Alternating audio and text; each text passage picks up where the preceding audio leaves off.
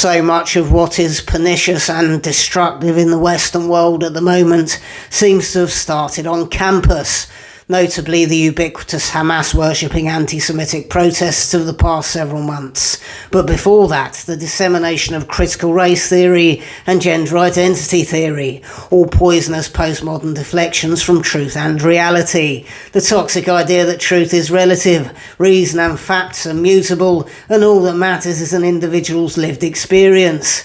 All this ideology is fine, of course, and academia is the place for it. The problem is when the dissemination of this ideology becomes militant and autocratic, which is what we've been experiencing for the past 10 years or so, isn't it? Anybody that stands against any of this stuff is smeared and ostracised, deplatformed, and often stripped of their livelihood for ultimately inscrutable reasons. It starts in academia. And who is it that inhabits academic spaces? The children of rich parents, entitled, sheltered young people with little conception of the reality of surviving in the real world. The professors themselves, the entitled children of well-off parents who've never been brave enough to lead the safety and structural familiarity of higher education. The timid and the cowardly. These coddled young people graduate and upon attempting to enter the world of work, are furious to discover that their degree they worked hard for 3 or 4 years is practically worthless. They've been scammed. They've had 3 or 4 years of their lives thieved off them. That's their introduction to the real world. All they're left with is the extreme hard-left ideology that's been hammered into them, and they fester in that ideology. And out of identity crisis, they become activists, social justice warriors. They spend their time in troublemaking, protesting things they have very little knowledge of, purely because they happen to be the fashionable cause of the day.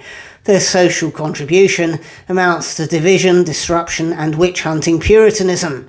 And as a nice little side hustle, of course, these universities are running an immigration scam, granting student visas to individuals from failed states who bring with them extreme politics, extreme prejudices, and as many of their extended family as they can get away with.